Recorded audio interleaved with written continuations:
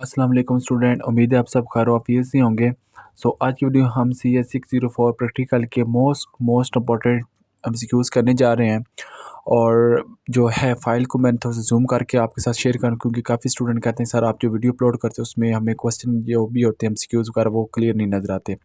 अच्छा, इसमें बताना है कि आपने वैलिड कमांड बतानी है जो कि आपकी वर्किंग डायरेक्टरी को लिनक्स के अंदर शो करती है। उसके लिए आप यूज़ करते हैं pwd का, ठीक है। ये मोस्ट इंपॉर्टेंट एमसीक्यूज़ है।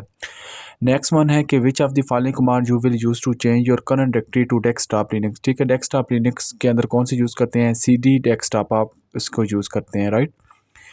Next one, you are required to create a directory structure as cs604/fly/c files, ठीक है। सॉरी, फाइल्स से मैंने फ्लाई पढ़ दिया। अच्छा, इसके लिए उन्होंने बताया कि आप जो है ना कौन सी कमांड देंगे इस चीज़ को करने के लिए। हम पहले यूज़ करेंगे mkdir -p and space cs604/file/c and files, इस तरह जो है ना हम इसका देंगे। ये हमारे पास क्या है, करेक्ट है, इसका आंसर है। नेक्स्ट वन है कि लिनक्स के अंदर आप किस तरह से अपने कंटेंट को जो है ना डिस्प्ले कर सकते हैं डेस्कटॉप डायरेक्टरी के अंदर, ठीक है। इसके लिए हम जो है इसका यूज़ करते हैं, आई थिंक यहाँ पे लिखो IS डेस्कटॉप, ठीक है, इसका यूज़ करते हैं। Which of the following compiler is commonly used for compiling C and C++ command on Linux and Ubuntu? अच्छा, इसके लिए कौन सा हम कमांड का यूज़ करते हैं? हमारे पास कंपाइलर GCC जो है ना, इस कंपाइलर को हम यूज़ करते हैं बोथ के लिए, ठीक है, C और C++। Next one, which of the following command will remove a directory name CS604। आपके पास CS604 नेम लिखा हुआ है, आप इसको किस तरह से रिमूव करें, कौन सी कमांड देंगे? इसके लिए हम जो यूज़ करेंगे RMDIR। RM डेफिनेटली जिस जहाँ पे आपका RM है, आप पहले ही सोच लें कि जी RM क्या होता है आपके पास। ये रिमूव को ज़ाहिर करता है। DIR का मतलब क्या हो गया, डायरेक्टरी, ठीक है। RMDIR आगे जो भी लिखा है इसको आप ऐसे लिखेंगे तो ये आपके पास से करेक्ट आंसर होगा, ठीक है। Next one, suppose you have just coded a C language program my info dot C, ये कोटेशन के अंदर लिखे हुए, ठीक है। ये चीज़ देखें, लिनक्स के अंदर हम लिखेंगे and you want to compile it, what command you will see to do so. आपने इसको कंपाइल करने के लिए कौन सी कमांड देंगे, ठीक है। उसने बताया यहाँ पे लिखो GCC की, ठीक है। हम कौन सी कमांड देंगे? GCC and my info dot C. हम इसके साथ क्या लिख देंगे? GC एंड सी स्पेस दे के आगे माई इन्फो डॉट सी लिखेंगे तो ये क्या हो जाएगा, इसको कंपाइल कर लेंगे। Suppose you have just compile a C language program my info dot C in Linux and you want to execute. अच्छा, यहाँ पे आप उसने बताया एग्जीक्यूट करनी है, लेकिन वहाँ पे उसने क्या बताया, कंपाइल करनी। ये दोनों के अंदर डिफरेंस याद रखना। ये नो आप रट्टा लगा के जाए, वहाँ पे आपसे उसने कंपाइल का पूछा, आप एग्जीक्यूट का आंसर देते रहें। तो आप इसके लिए कौन सी कमांड का यूज़ करेंगे? हम करेंगे ./my-info का, ठीक है। इसको एग्जीक्यूट करवाने के लिए हम इसका यूज़ करते हैं। Next one, which of the following statement is true about inter dash process communication IPC, ठीक है, यूजिंग पाइप्स। इसके लिए कौन सी यूज़ होती है? Pipes provide a unidirectional communication channel between process, ठीक है। ये जो डायरेक्शन जो कम्युनिकेशन है ये प्रोवाइड करती है प्रोसेसेस के दरमियान, इसका करेक्ट आंसर। अच्छा, अब नेक्स्ट वन है, which system calls are use for reading from and writing to a pipe in inter process communication. इसके लिए एक तो हम रीड का यूज़ करते हैं और दूसरा राइट का यूज़ करते हैं। This one is correct answer. In the contents of IPC stand for inter-process communication using pipe. The file descriptor / is used for read and of the pipe. इसके लिए हम FT और इसके बाद इसका यूज़ करते हैं, ठीक है। ब्रैकेट्स के अंदर 0 लिख देते हैं। Considering the inter-process communication using the pipe, the function return that if the read call fail। अच्छा, अब इसने बताया अगर रीड का कॉल ऑप्शन फेल हो जाता है तो हम कौन सा ये यूज़ करेगा? ये -1 करेगा, ठीक है। ये मोस्ट इंपॉर्टेंट MCQs है आपका, ठीक है। इसके लिए हम कौन सा यूज़ करते हैं? -1 का यूज़ करते हैं। अच्छा, ये सम टाइम ना आपके पेपर में पूछ भी सकते हैं क्वेश्चन के अंदर भी कि रीड फेल हो जाता है कौन सा यूज़ करेंगे? -1 का। अगर पास हो जाता है किसका यूज़ करेंगे? 0 का। तो ये चीज़ें आपने अच्छी तरह से मेमोराइज़ कर लेनी है। Select the purpose of the below statement in the context of inter-process communication using pipe, ठीक है। इसका आप ऑप्शन देखें, ठीक है। ये चीज़ आपका क्वेश्चन लिखा हुआ है, it reads n bytes from the pipe. क्या करेगा? n बाइट्स को रीड करेगा पाइप में से इनटू बफर, ठीक है। बफर मतलब बफर में से, and store the number of bytes read in NR के अंदर कर देगा, ठीक है। NR लिखा हुआ है। अब नेक्स्ट वन के अंदर है, अच्छा अब ये लिखा हुआ है तो R C is equal to write one and buf और एन आर। इसके लिए क्या है, it writes N R bytes, ये क्या करेगा, राइट्स कर एन आर बाइट्स करेगा from buf to the file descriptor one and store the result in R C. ठीक है, ये चीज़ आपने अच्छी तरह से करनी है। What is the purpose of close pipe FD0 command in inter process, ये वही चीज़ IPC यूजिंग पाइप्स के अंदर तो क्या करेगा इसका काम है it close the read end of the pipe. Which of the following statement accurately describe a thread in the contents of operating system? A thread is a lightweight unit of execution within a process that share the same memory space and resources। अच्छा, जो thread होता है ये क्या करता है, अपनी same memory space share करता है और उसके साथ साथ क्या करता है, अपने resources भी जो है ना thread के साथ जो है ना शेयर करता है सेम प्रोसेस के अंदर। इसका ये करेक्ट आंसर है। वाइल क्रिएटिंग अ थ्रेड, जब हम जो थ्रेड को क्रिएट करते हैं उसके इन बिटवीन वो यूज़ द फंक्शन थ्रेड, हम क्या करते हैं थ्रेड का ये फंक्शन यूज़ करते हैं। ओके, सो उसके लिए हम जो है कि कौन सी दो जो है ना आर्गूमेंट लेंगे, मैं आपको इसमें बता देता हूँ। एक हम फंक्शन को लेंगे और एक हम वेरिएबल को लेंगे। ठीक है, इस पूरी लाइन को आपने अच्छी तरह से कर लेना है।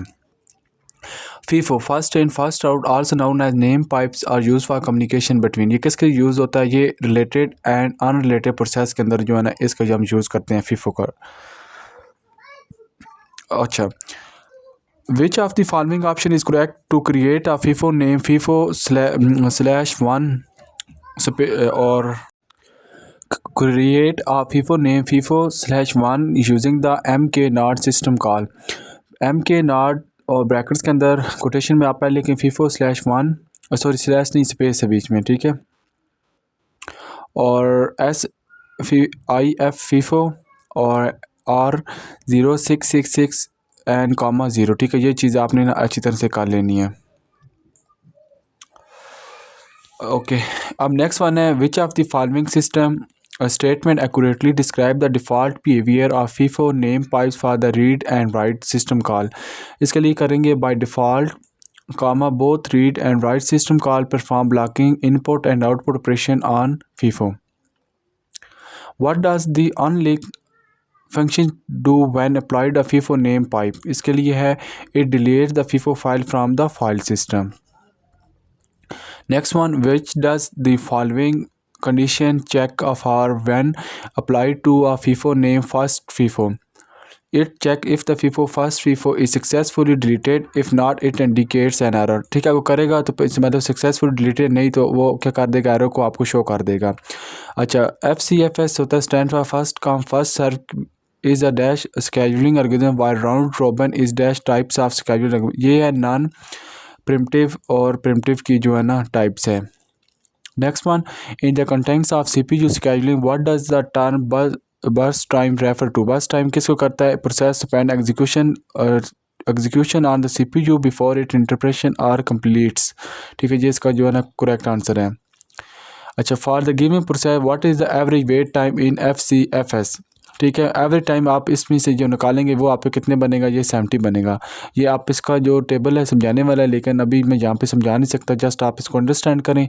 ठीक है, और उसको जो है ना आप कर लें, इस तरह करेंगे। ठीक है, अच्छा टोटल आपके 3 है और वेट टाइम आपका 0 पे 24 है, फिर कितना है 27 है, 27 डिवाइडेड 3 करेंगे, 51/3 करेंगे तो ये आपका कितना आता है, ये 17 आता है। ये आपका आंसर है। Design specially for the time sharing system round robin use the time slice call, तो ये आपके पास होता है टाइम क्वांटम जो है ना इसका आंसर है। ठीक है, ये आपके पास यहाँ पे भी चीज़ लिखी हुई टाइम क्वांटम है। In producer consumer problems which of the following best describe the role of producer and consumer process. The producer generates item and place them into buffer.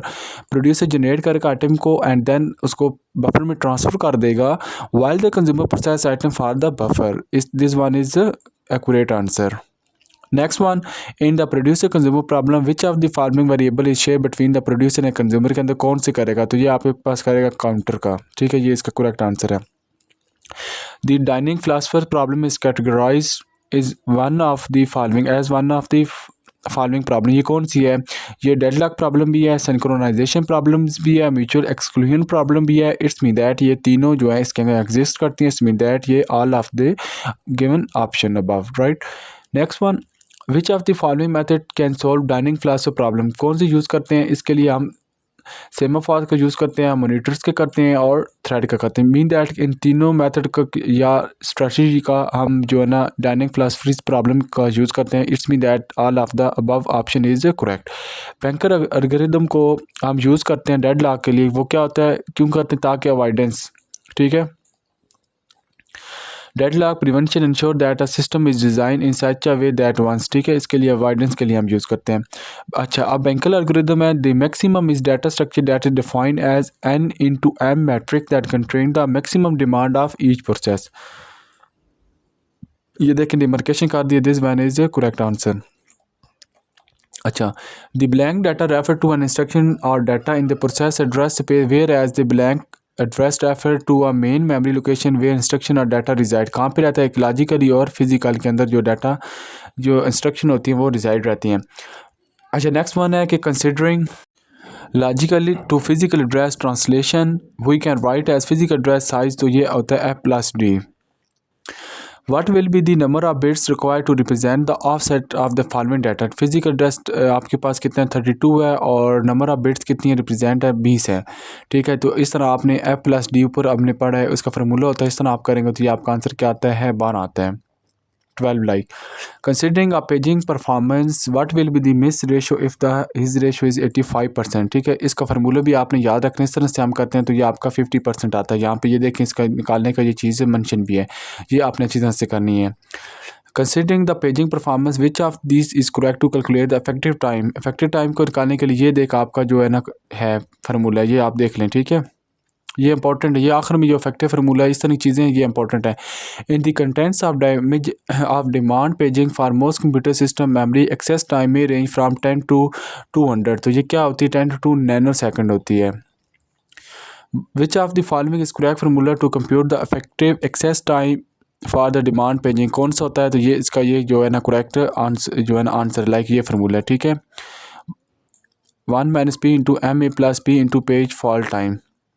अच्छा, according to the blank algorithm when a new process enter system it must declare the maximum number of instance of each type that is may need, तो ये क्या कौन सी कराती है, banker algorithm के अंदर exist करता है। ये इंपॉर्टेंट एमसीक्यूज मैंने आपको बता दी हैं, ये आपका इंशाल्लाह आपका जो है ना पेपर बहुत बेस्ट हो जाएगा। Thank you so much guys for watching my video, और इसके जो सब्जेक्टिव पोर्शन है उसकी वीडियो अभी चैनल के ऊपर अपलोड है, वो भी कल इंशाल्लाह जो है ना आपका 100% पेपर प्लस कंसेप्ट उस टॉपिक के रिलेटेड क्लियर हो जाएंगे।